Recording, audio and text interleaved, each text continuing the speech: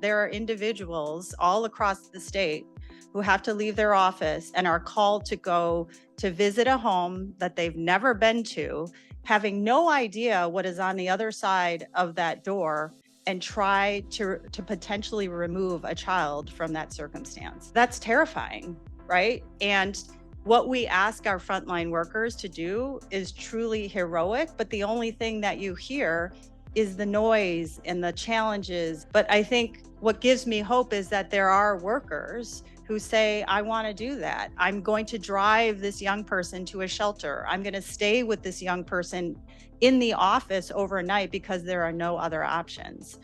Government is so good and so powerful if it is done in community. And that is absolutely what we are trying to do.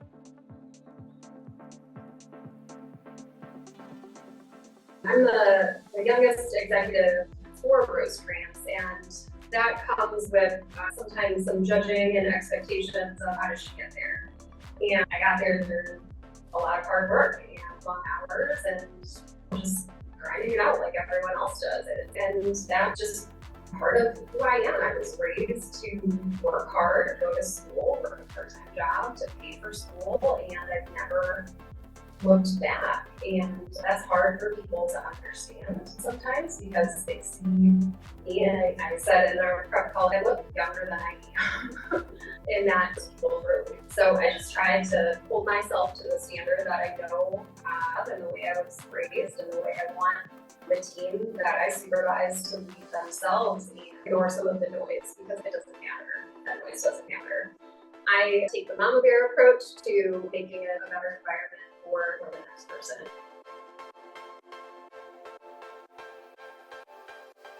Our program has two primary goals. One is to prevent re-injury.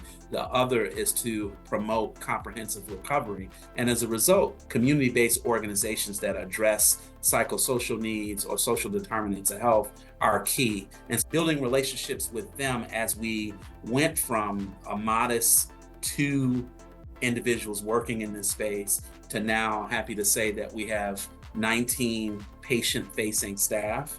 And I'd like to just also uplift the story as well. So in this space, our staff are embedded in the emergency room when patients arrive, and they maintain contact with the patients either as they're being admitted or through discharge. And when one patient was admitted, there was an individual that the nurses and doctors on the floor saw how this person was engaging other people on the floor with humanity, helping connect them to immediate needs. And they referred to this person as a violence recovery specialist. And he didn't know what they were talking about. And they were like, oh my God, you are functioning in ways that our violence recovery specialists do. This individual was a formerly incarcerated individual. One of our lead managers spent time with this individual on the floor, spent time on campus, and we ended up hiring him. My overall vision for the program is that an actual survivor of violence through this process or through these structural mechanisms tied to hyper-incarceration is actually leading this program.